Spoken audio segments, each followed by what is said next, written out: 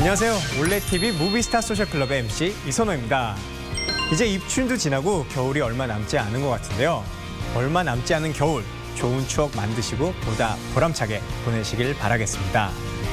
오늘 무스쇼는 영화를 사랑하는 분들을 위해서 정말 엄청난 영화를 준비했는데요. 제가 이렇게 얘기하니까 어떤 영화일지 더 궁금하시죠?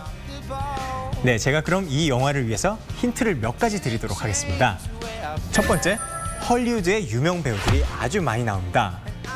호아킨 피닉스, 조시 브롤린, 리즈 위더스푼, 오웬 윌슨이 나오고요. 두 번째 힌트는 얼마 안 있으면 열릴 제87회 아카데미 시상식에서 의상상과 각색상 두 개 부문에 노미네이트 됐다고 합니다.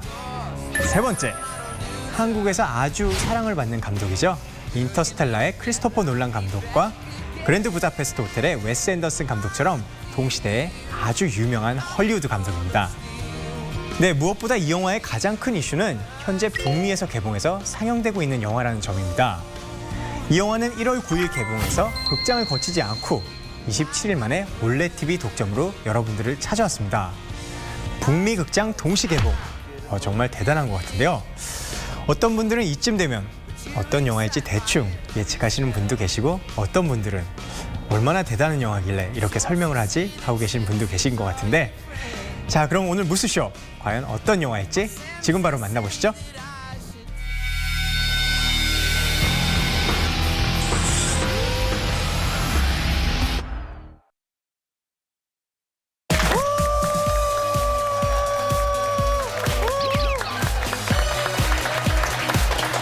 네, 감동과 웃음, 재밌는 영화 이야기가 있는 무비 토크.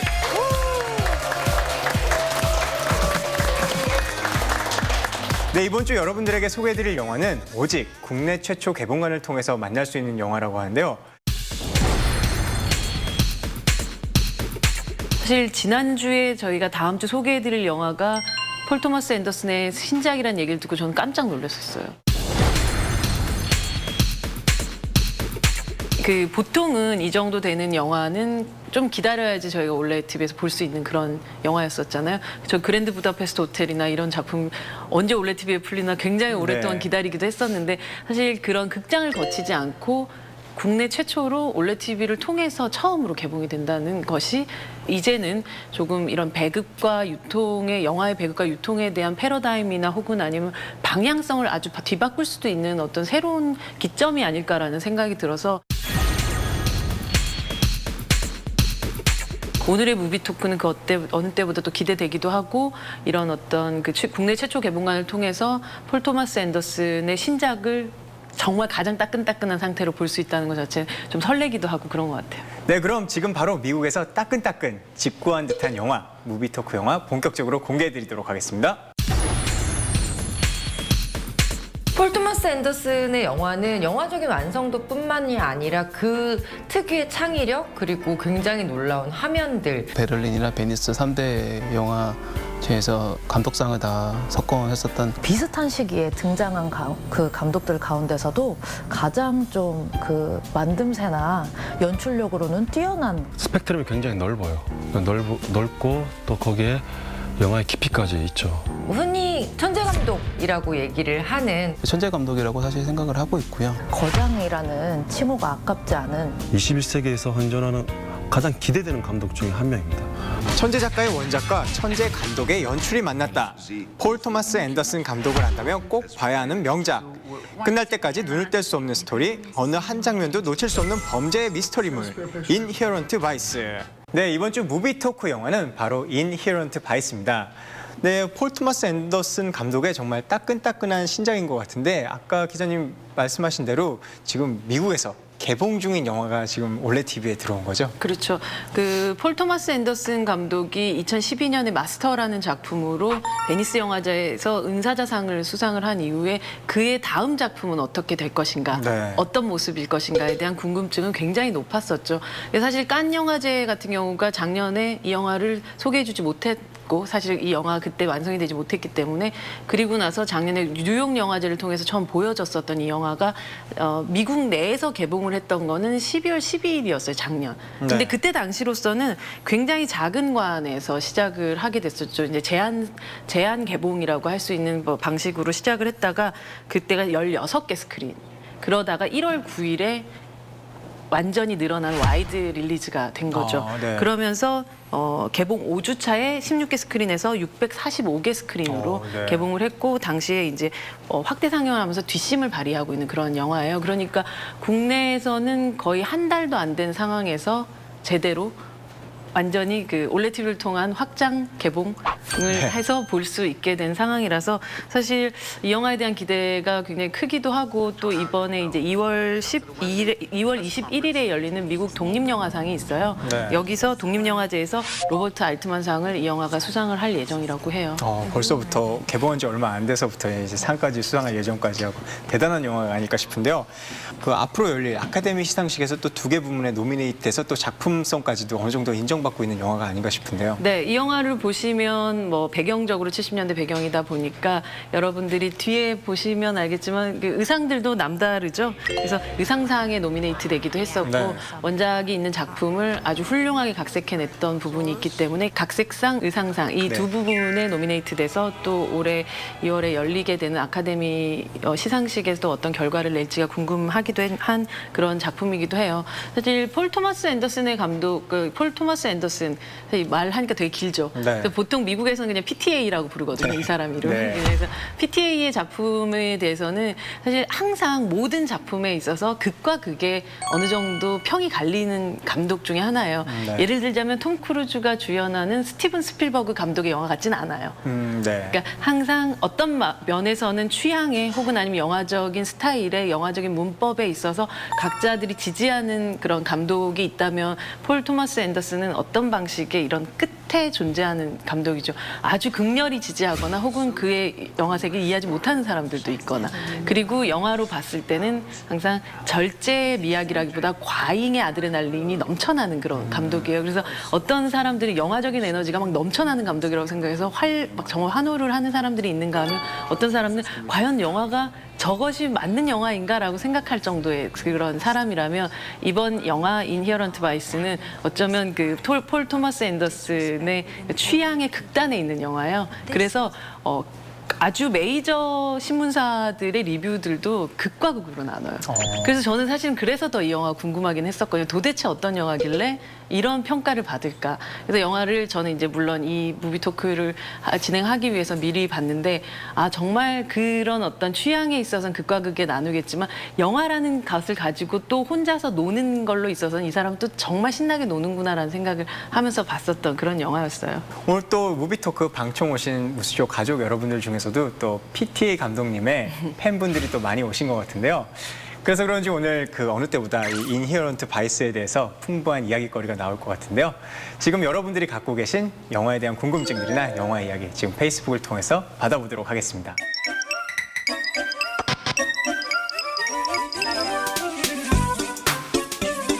네, 정말 PTA, PAT, 네, 폴 토마스 앤더슨. 네, PAT 감독님에 대해서 PTA. 네, 네, PTA 감독님에 대해서 정말 궁금하신 점들이 많고 기대가 크신 것 같아서 댓글들이 많이 달리고 있네요. 제가 몇 가지 소개해드리도록 하겠습니다. 네, 전작 모두 감명 있게 봤는데요. 토마스 앤더슨 감독님의 미개봉 상영작을 먼저 만나볼 수 있다니 영광입니다. 라고 이호윤님께서 남겨주셨습니다. 네, PTA 감독님의 영화를 올레 TV에서 볼 수 있다니 정말 보고 싶었거든요. 기대됩니다. 라고 네, 김수수님, 수수킴님께서 남겨주셨네요. 네, 그리고 여기 댓글 중에서 정말 폴 토마스 앤더슨 감독님에 대해서 굉장히 관심이 많으신 분이 계셔서 한번 읽어드리도록 하겠습니다. 평소 폴 토마스 앤더슨 감독님의 작품을 굉장히 좋아하는 일명 폴 덕후인데요. 전작에서 보여주었던 섬세하고 굉장한 연출력과 작품성에 감탄했던 터라 이번 인히어런트 바이스도 기대가 아주 큽니다. 미국에서도 저명한 감독으로 알려졌는데요. 그의 심오한 영화 세계가 이번 작품에도 녹아있을지가 기대되네요. 라고 안인수님께서 작성해 주셨는데 안인수님 어디 계시죠? 네, 안녕하세요. 안녕하세요. 폴 토마스 앤더슨 감독님의 작품 중에서 좋아하셨던 작품이나 그 이유 좀 들어볼 수 있을까요? 예, 그 전작 데어 윌비 블러드와 마스터를 가장 인상 깊게 보았습니다. 특히 그 마스터에서 호아킨 피닉스하고 네. 그 필립 세이모 그 두 배우의 그 연기가 그 섬세한 연기가 가장 마음에 들었었는데요. 그래서 이렇게 나오게 됐습니다. 네, 이번 영화도 굉장히 기대가 크시죠? 네. 저는 그 마스터라든지 데어 윌 비 블러드 같은 좀 진지한 영화도 있지만 저는 그 감독님 영화 중에서 가장 조금 라이트하지 않았나는 생각이 드는 그 펀치 드렁크 러브를 가장 재밌게 봤었던 것 같아요. 펀치 드렁크 러브 가장 미친 영화인데. 아, 그런가요? 사실 생각해 보면 네. 가장 그 러브 스토리에 대한 얘기라서 선호 씨 얘기하시는 것처럼 굉장히 라이트한 영화라고 생각할 수 있지만 그 사랑에 빠지는 과정이 정말 그 펀치 드렁크 러브 거의 사람을 네. 그 거의 그로기 상태로 만드는 듯한 그 연애에 대한 얘기잖아요. 네. 폴 토머스 앤더슨은 절제에서 오는 평안함보다는 사람들이 어떤 방식으로 밀어붙였을 때만 만날 수 있는 어떤 지점들을 좋아하는 감독인 것 같아요. 매그놀리아를 보면 거의 3시간이 넘는 그 러닝타임에서 마지막에 결국은 개구리비까지 정말 하늘에서 개구리비가 떨어질지는 아무도 상상하지 못했었는데 결국 그런 비주얼을 만들어내고야 마는 그런 감독이라서 사실 배우들로 봤었을 때는 그 연기에 있어서 아주 끝에 감정까지를 가야지 이 사람의 아마 오케이가 떨어지지 않았을까라는 생각이 들 정도의 특히 매그놀리아를 보고 있으면 정말 어떤 한 바퀴의 강기가 몰아치는 느낌 같은 걸 모든 각각의 배우들한테서 발견됐었던 그런 작품이기도 했었죠.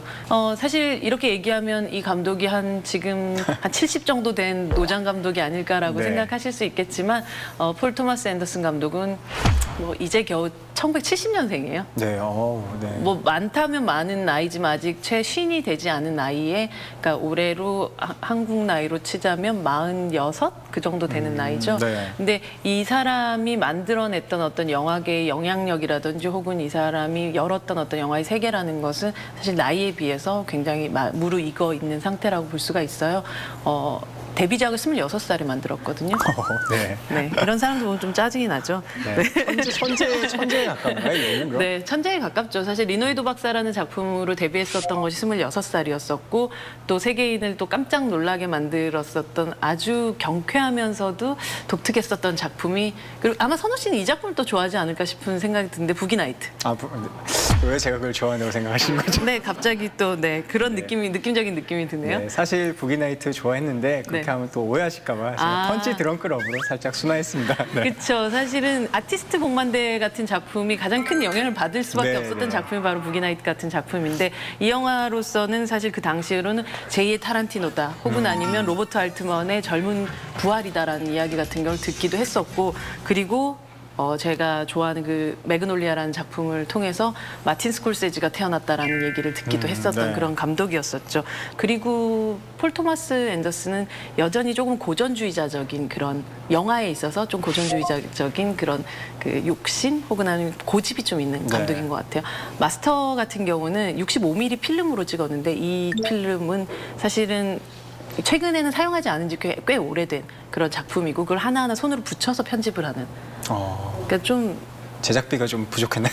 아니죠. 그러니까 65mm 필름만이 보여줄 수 있는 그러니까 네, 색감과 그 어떤 그 화면에서의 느낌 같은 네. 것들을 본인이 굉장히 좋아하고, 사실 디지털로는 얼마든지 많이 찍어서 사실은 어떤 방식으로도 붙이는 것들이 조금 더 용이하잖아요. 네. 그런 면에서는 조금 더 옛날 필름에 대한 향수 혹은 아니면 고집 같은 게 좀 더 있는 그런 감독이기도 하죠. 그래서 좀 보다 보면 좀 미련하다는 생각이 들 수도 있는 그런 감독이고 너무 고집스럽다고 생각할 수도 있는 감독이지만 저는 폴 토마스 앤더슨님 말로 여전히 가장 인디 감독으로서, 그러니까 독립 영화 감독으로서 자신의 위치를 여전히 자신의 고집을 여전히 꺾지 않는 감독 중에 하나라고 생각해요. 네.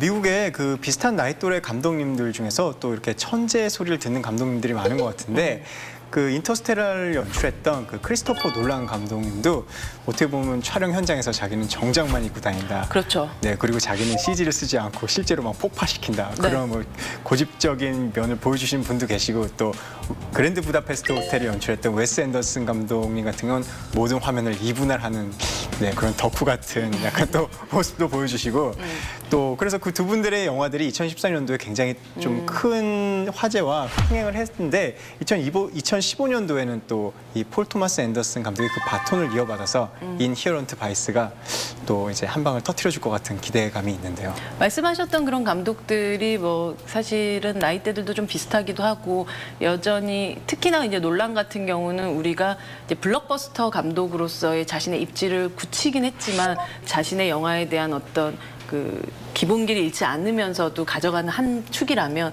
또 폴 토마스 앤더슨은 사실 아주 어떻게 보면 작은 규모의 영화들로서 자신의 세계를 깊게 만들어가는 그런 감독인 것 같아요.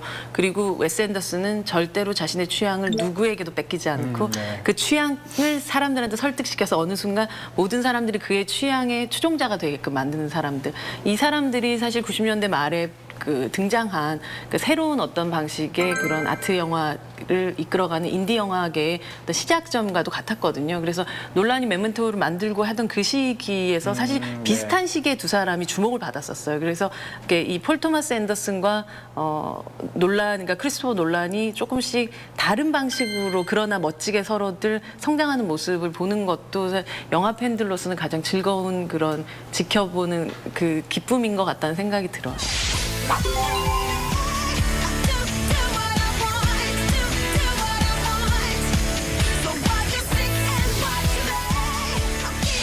폴 토마스 앤더슨 감독에 대해서 이야기 나누니까 그 영화 인히어런트 바이스에 대해서 과연 어떤 영화일지 점점 더 기대치가 커지는 것 같은데요. 그럼 계속해서 여러분들이 올려주신 무비 토크 읽어보도록 하겠습니다. 아직 우리나라에는 개봉 전이라 인히어런트 바이스에 대한 궁금증과 기대가 더 큰 것 같은데요. 저는 개인적으로 쟁쟁한 배우들이 나오는 터라 각자 배역을 어떻게 소화했을지 기대가 되거든요. 관객들이 어떤 부분에 중점을 두고 영화를 감상한다면 더 큰 재미를 느낄 수 있을지 알고 싶습니다. 라고 양지윤님께서 작성해 주셨네요. 양지윤님 어디 계시죠? 아, 네, 안녕하세요. 네, 인히어런트 바이스에 대해서 굉장히 기대가 아주 크신 것 같은데 그중에 이렇게 배우에 대해서도 궁금증이 많으신 것 같아요. 네, 어떤 배우가 가장 좀 궁금하신가요? 오웰 윌슨이라는 배우가 어떤 역할을 할지 궁금해요. 네. 주로 코미디 영화에서 인상 깊은 연기를 보여줬는데 이 영화에서는 어떤 연기 변신을 할지 기대돼요. 네, 저도 이 오웬 윌슨이란 배우가 그동안 뭐 박물관이 살아있다 그런 좀 코미디 영화에서도 많이 봤는데 제가 만나고 왔죠. 네, 좋으셨나요? 저는 오웬 윌슨 되게 좋아해요. 네, 저도 그전에는 좀 이렇게 코미디 영화에 많이 나오는 배우인 줄 알았는데 이 인히어런트 바이스도 그렇고 웨스 앤더슨 그랜드 부다페스트 호텔도 그렇고 좀 이렇게 작품성 있는 영화에도 꾸준히 나오는 것 같아가지고 네. 이분이 그냥 좀 즐겁게 사는 분은 아니고 좀 이렇게 굉장히 좀 진지한 작품성 있는 영화도 항상 하고 싶어하는 그런 열망이 강한 분이구나 그런 생각을 좀 꼭 하게 돼요. 그런 열망으로 인해서 그런 작품에 출연한다기보다 이런 영화를 만드는 사람들과의 어떤 관계들이 굉장히 좋고 그리고 그 사실 웨스 앤더슨의 완전 절친이고 대학 시절에. 네네 대학교 시절에 같이 기숙사 방 썼던 사이잖아요 두 사람이 그렇기도 하고 오웬 윌슨 자체는 이런 많은 배우들 혹은 감독들에게 굉장히 영감을 주는 배우인 것 같아요. 어떤 영화에 잠깐 등장을 하더라도 이 영화 속에서도 굉장히 잠깐 등장을 하는데도 그 많은 26명 정도 되는 캐릭터들이 여기 등장을 하는데 네. 그 중에서 몇몇의 인상적인 그 배우들 중에 한 명이 바로 그 오웬 윌슨이 연기했었던 그 남자였었어요. 네, 정말 쟁쟁한 배우들이 많이 나오는 것 같은데 네. 그 중에서도 또 짚고 넘어가 봐야 될 게 주연인 그 호아킨 피닉스를 얘기해 봐야 될 것 같은데 네. 이번 영화에서도 얼핏 보니까 이렇게 보면은 엑스맨 같기도 하고 약간 울버린 같은 느낌 좀 있어요. 네. 이 영화 속에 살짝 보다 보면 네. 어머 이거 휴잭맨인가라고 생각되는 순간이 있어요. 네, 진짜. 이렇게만 봐도 굉장히 캐릭터들이 굉장히 사는 것 같은데 이 호아킨 피닉스가 맡은 이 울버린 같은 캐릭터는 어떤 모습으로 나오나요? 사실 그 미국에서 영화 개봉했었을 때 달린 댓글들 중에서 호아킨 피닉스가 이 영화 속에서 하고 있는 것이 영어가 맞느냐라는 그런 얘기가 있었죠. 워낙 그 사실은 약물에 절어 있는 그런 어떤 이렇게 조금은 무슨 말을 하고 있는지 모르는 뭉글뭉글하는 방식의 말투를 쓰고 있죠. 근데 사실 호아킨 피닉스는 어떤 영화에서도 그렇게까지 막 아주 똑바른 발음으로 막 얘기하는 그런 메리 스트립 같은 배우는 아니죠. Judgment. 보통 이 영화를 보기 전에는 호아킨 피닉스를 조금 더 심각한 배우로 생각하는 분들이 더 많겠죠? 그나마 최근에 그녀? 허라는 작품에서 네. 보여줬었던 좀 귀여운 모습들이 있었죠. 사실 그 영화 속에서도 좀 이렇게 현실감 있는 남자라기보다는 좀 너무 고독한 남자처럼 느껴지긴 했었지만 호아킨 피닉스가 가지고 있는 좀 야수성 같은 게 허에선 그러니까 그녀에게서 좀 덜 했더라면 이 영화에는 호아킨 피닉스가 가지는 그런 방랑기 이 세상에 없는 남자 같은 느낌이 아주 강렬했었던 그런 작품이었었죠. Cops too stupid to live and cops too smart for their own good. 또 저는 그 얼마 전에 소개해드렸던 그 나를 찾아줘 영화랑 인히어런트 바이스 영화 오프닝이 조금 비슷하다는 느낌을 받았는데 나를 찾아줘에서는 그 와이프가 이제 등장하고서는 이제 없어지면서 그 와이프를 찾아가면서 이야기들이 또 꼬이고 얽혀가는 그런 이야기라면 이번에 아까 그 얘기하셨다시피 인히어런트 바이스에서는 이제 예전 여자친구가 나타났다가 단서만 던져주고 이제 사건을 찾아가다 보니까 또 다른 사건에 엮이고 어떻게 보면 시작은 좀 비슷했는데 영화가 이게 풀어나가는 방식이라든지 그런 것들은 또 전혀 다른 영화인 것 같아요. 그렇죠. 이 영화는 탐정 영화처럼 보이고 영화의 주인공이 사립 탐정이지만 전혀 탐정물이 아니죠. 네. 근데 탐정물로서의 어떤 그 기승전결을 갖추려는 생각조차도 없고 실제로 그것은 하나의 그냥 어떤 설정일 뿐이죠. 그래서 사실 시작은 우리가 흔히 얘기하는 누아르 영화의 시작과도 상당히 비슷한 부분이 있어요. 매우 피로하고 사실 세상에 있어서 좀 건태로운 사립 탐정이 있어요. 그에게 어떤 묘령의 여자가 나타나죠. 그리고 나서 뭔가 자신이 위험에 처해 있다라는 이야기를 하죠. 네. 그리고 나서 어떤 일인지 모르겠지만 사라지거나 뭐 이렇게 돼서 그 여자를 찾아가거나 혹은 아니면 이 사람이 그걸 그 어떤 사건을 해결을 해야 되는 상황들에 계속 쫓기게 되는 그런 이야기들. 우리가 흔히 얘기하는 빅슬립이라든지 아니면 뭐 롱굿바이 같은 작품들을 생각을 하면 굉장히 비슷한 느낌이 들어요. 하지만 이 영화의 시작은 그렇지만 영화는 마치 그냥 그 많은 퍼즐 조각을 그냥 던져놓고 네가 한번 풀어볼래? 하는 순간 저기서 새로운 퍼즐이 계속 조각조각으로 나타나고 그것이 결국은 어쩌면 영화에서 어떤 그 범인을 찾는 것은 하나의 우리가 흔히 영화적인 표현으로 맥거핀처럼 중요하지 않은 그런 상황이 돼버리는 그런 영화이기도 해요. 오히려 그 상황에서 벌어지는 시츄에이션들, 그러니까 상황들을 더욱더 즐기게끔 만드는 영화에 더 가깝죠. 그래서 일반적인 추리물, 탐정물과는 조금 거리가 있는 그런 작품이라고 볼 수가 있어요. 그럼 이 폴 토머스 앤더슨이 이렇게 멋지게 만든 이 인히어런트 바이스 어떻게 보면 그 우리나라 제목으로 보통 좀 쉽게 이렇게 바꿔서 나를 찾아줘라든지 그렇게 또 바꾸기도 하는데 그렇죠. 이거는 인히어런트 바이스라고 이렇게 딱 했는데 이게 제목만 들어서는 어떤 느낌의 영화고 뭘 상징하는지 잘 알 수가 없는데 그게 무슨 뜻인가요? 좀 어렵죠. 네, 폴 네. 토머스 앤더슨도 어려운데. 인히어런트 바이스라니. 그러니까 이 인히어런트 바이스라는 뜻이 실질적으로 우리가 보험약관 같은 데 많이 쓰는 그런 표현이에요. 그러니까 내재된 손실이라고들 하는데 예를 들어서 계란이 부서진다거나 초콜릿이 녹는다거나 혹은 아니면 유리가 깨진다거나 이런 거는 언제라도 일어날 수 있는 일이라는 거죠. 온도라든지 혹은 아니면 이거 자체가 내재된 방식의 손실이라는 거죠. 그것만큼 이 영화 속에서 나타나고 있는 이 여자의 변심이든 혹은 이 사랑의 변화든 이것이 벌어질 수밖에 없는 것들은 언젠가 벌어진다라는 뜻인 거죠. 그래서 사실 이 영화 속에서 보면 저는 매그놀리아의 첫 장면을 떠올렸거든요. 매그놀리아 첫 장면이 전 굉장히 인상 깊은 어떤 이야기들이 있어요. 영화 시작하면서 이야기가 쫙 나와요. 뭐냐면 그린베리 힐에 한 선량한 약사가 있었어요. 이 사람이 강도 세 사람한테 피살이 됐는데 이 사람의 이름이 범인의 이름이 그린베리 힐이었어요.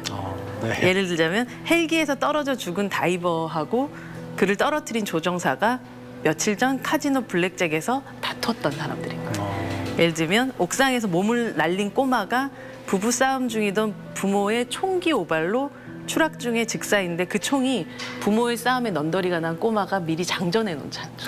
이런 식의. 그러니까 예를 들자면 우연치고는 너무나도 우스꽝스러울 정도로 일어나는 이 비극들이라는 것이 결국은 우리가 흔히 생각하는 인과관계가 있는 것인가 혹은 아니면 그냥 일어날 것이라서 일어난 것인가에 대한 부분이 사실 지금까지 폴 토마스 앤더슨이 모든 영화를 통해서 우리의 인간의 관계들을 통해서 항상 궁금해했고 본인이 좀 풀고 싶었던 숙제였던 것 같아요.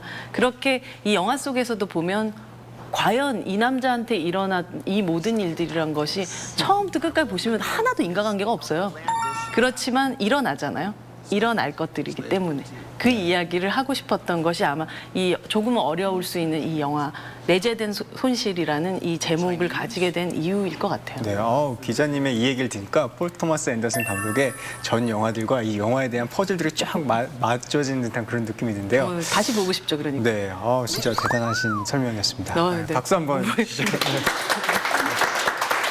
인히어런트 바이스 정말 제목만 들어도 그 영화 안에 그런 어떤 것들이 상징되어 있는지 정말 잘 알 수 있을 것 같은데요.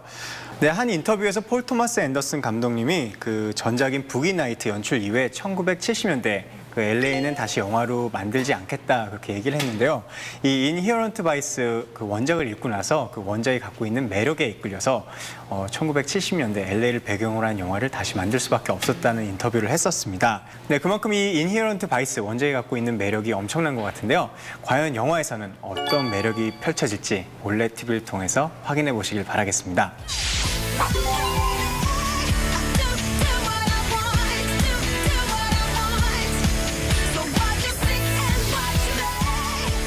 네, 이렇게 해서 오늘 무비토크 여러분들이 올려주신 댓글들에 대한 질문들 얘기해봤는데요.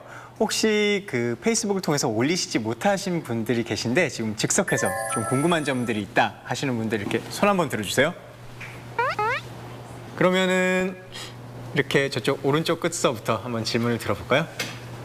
평소에 영화를 볼 때 음악에 관심이 많은데 혹시 인히어런트 바이스에서도 눈여겨볼 만한 OST가 있는지 궁금합니다. 네, 인히어런트 바이스 저도 이 영화를 보면서 계속 음악이 귀에 좀 맴돌았는데 이렇게 OST를 맡았던 사람이 바로 라디오헤드의 조니 그린우드가 또 OST 작업을 했다고 하던데요.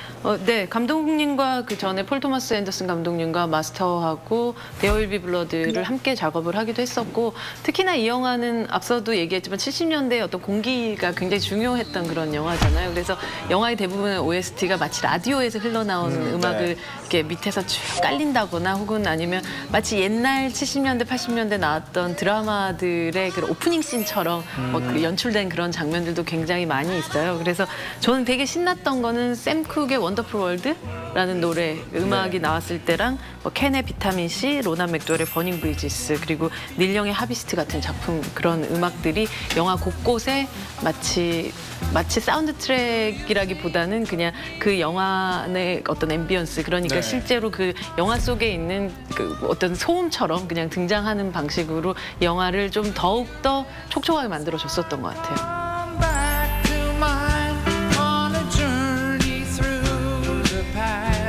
네, 그럼 계속해서 두 번째 질문 이어서 받아보도록 하겠습니다. 그럼 이번에는 이 질문 받아보도록 하죠. 네, 안인수님 맞으시죠? 네, 성남에서 온 폴 토마스 앤더슨 광팬입니다. 네, 알고 있습니다. 전작 마스터에서 보여줬던 것처럼 그 섬세한 인물 묘사를 이번 인 바이런트 바이스에서도 볼 수 있는지 궁금합니다. 그 80년대에 가장 그 패러디물이 굉장히 유행했었던 시기가 있었거든요. 미국 코미디 안에서 흔히 얘기하는 못 말리는 시리즈라고 하는 못 말리는 누구누구, 못 말리는 뭐뭐뭐 하는 그런 그 작품이 있었는데 여기서 보면 에어플레인이라든지 이런 작품을 만들어도 주커 형제라는 사람들이 있어요. 그러니까 이 사람들의 작품이 이 영화를 만드는 데 있어서 가장 큰 영향을 줬다고 얘기를 해요. 그래서 영화 속에서 보면 우리가 그 사실 호아킨 피닉스가 이렇게 슬랩스틱으로 넘어지고 뭐 이런 걸 볼 일이 그렇게 없잖아요. 근데 처음에 그 마사지 샵을 찾아갔었을 때 당하게 되는 장면에서 보면 정말 만화처럼 탁 쓰러지지 않고 뭐 또 치려고 이렇게 치려고 하다가 폭이 쓰러지죠. 그래서 이 영화는 보면 약간 그런 식의 아주 B급 코미디의 정서부터 시작해가지고 영화에서 이 남자를 닭이라고 부르잖아요.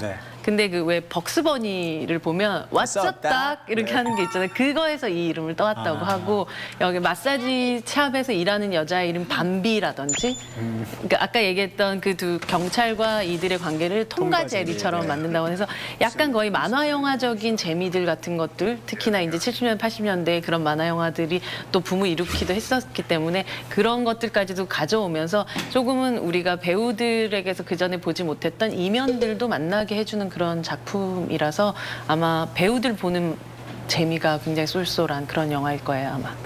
네, 그럼 계속해서 다음 질문 받아보도록 하겠습니다. 네.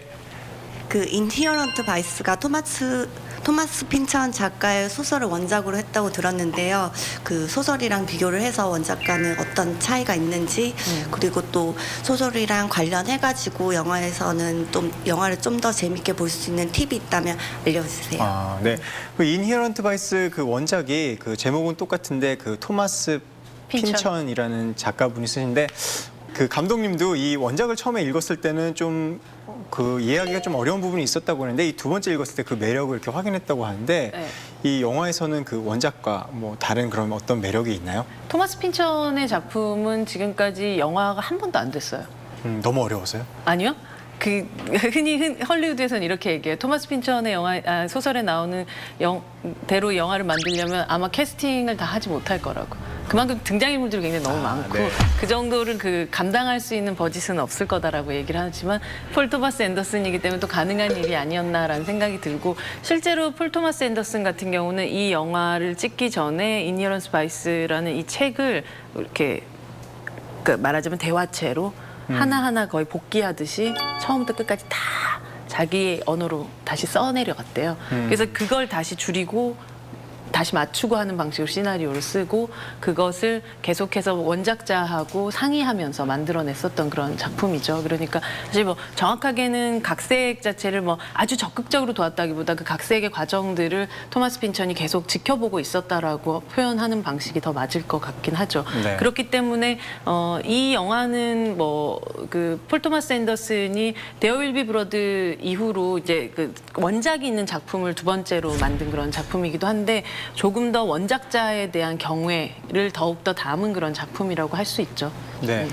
이 토마스 핀천 그 작가분은 또 얼굴 없는 작가로 유명한데 이번 인히어런트 바이스에서는 또 카메오로 출연했다고 하는데요. 어떤 장면에서 그게 나오는지 저는 전혀 상상도 못했는데요. 아무도 몰라요 아직도. 네. 근데 토마스 핀천이 어떤 식이냐면 그러니까 아주 초창기, 그러니까 젊은 시절에 남겼었던 흑백 사진 몇 개를 제외하고는 이 사람의 얼굴을 아는 사람 별로 없어요. 그래서 실제로 그 심슨 있죠, 만화. 네. 만화 심슨에 이 사람이 등장을 해요. 그 브라운백이라고 하는 그 그걸 쓰고요. 네네 그 종이 슈퍼마켓 종이 같은 거 네네네. 있잖아요. 그거 담는 종이를 얼굴에 쓰고 있는 상태에서 눈 이런 방식으로 나올 정도로 이 사람의 얼굴을 제대로 특히나 이제는 나이가 이제 그 꽤 노령인데도 그 노령의 얼굴을 제대로 알고 있는 사람이 없어서 사실 이 영화가 미국에 개봉하고 난 이후에 도대체 어디에 토마스 핀천이 나왔는가에 대한 그 궁금증과 막 찾는 그게 굉장히 많았어요. 그래가지고 지금 가장 유력하게 그냥 얘기하는 그 장면이 영화 속에서 보면 약간 요양원 같은 그런 어떤 그 병원 같은 데 들어가는 장면이 있잖아요. 그 장면에서 보면 이렇게 앉아있는 의사들과 뭐 이렇게 몇몇의 사람들이 있는 장면에서 나왔었던 그 노 의사로 나오는 사람이 토마스 핀천이다라는 설이 유력하긴 해요. 근데 그건 아무도 알 수가 없는 것이 사실 이 얘기가 원래 나오게 됐었던 것이 처음에 그 기자들하고 인터뷰에서 조시 브롤린이 사실 그 나올 수도 있다라는 식의 얘기를 했던 거죠. 그런데 폴 토마스 앤더슨 같은 경우가 아니 나올 수도 있겠지만 그 사람이 나왔다고 그걸 알아볼 수 있는 사람이 어디 있겠냐. 그게 무슨 카메오냐 이런 식으로 대답을 했던 적이 있었고 사실 그래서 오피셜하게 그러니까 공식적으로는 토마스 핀천이 여기 카메오로 나왔다라고 누구도 인정한 적은 없어요. 네. 네, 그게 사실 이 영화를 또 보는 재미겠죠. 네, 전국에 계신 토마스 핀천을 보신 분들이나 아시는 분들 계시면 지금 올레 TV 무스쇼로 아래 페이스북으로. 나가는 페이스북으로 제보를 받도록 하겠습니다. 네. 네, 이렇게 해서 인히어런트 바이스에 대해서 다양한 영화 이야기 나눠봤는데요. 사실 이렇게 올레 TV 국내 최초 개봉관을 통해서 인히어런트 바이스가 소개되지 않았으면은 우리나라에서 과연 이 영화를 볼 수 있었을까 하는 그런 의문이 드는데요. 네, 그만큼 아주 작품성도 뛰어나고 좋은 영화니까 지금 북미에서 개봉 중인 영화 인히어런트 바이스 올레 TV를 통해서 놓치지 말고 꼭 감상해 보세요. 네, 참고로 부기나이트, 펀치 드렁크 러브 등 폴 토마스 앤더슨 감독의 전작들도 올레 TV에서 서비스 중이니까 놓치지 말고 더불어 감상해 보세요.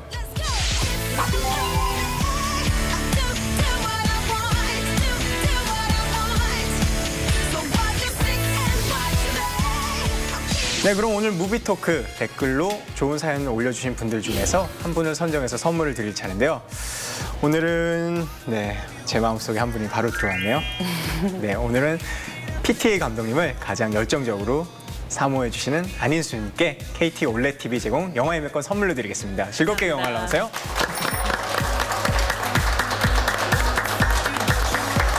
네, 이선호와 함께하는 올레 TV 무비스타 소셜 클럽. 이번에는 올레 TV를 찾은 따끈따끈한 최신 영화 한 편 소개해드릴게요. 지금 바로 만나보시죠.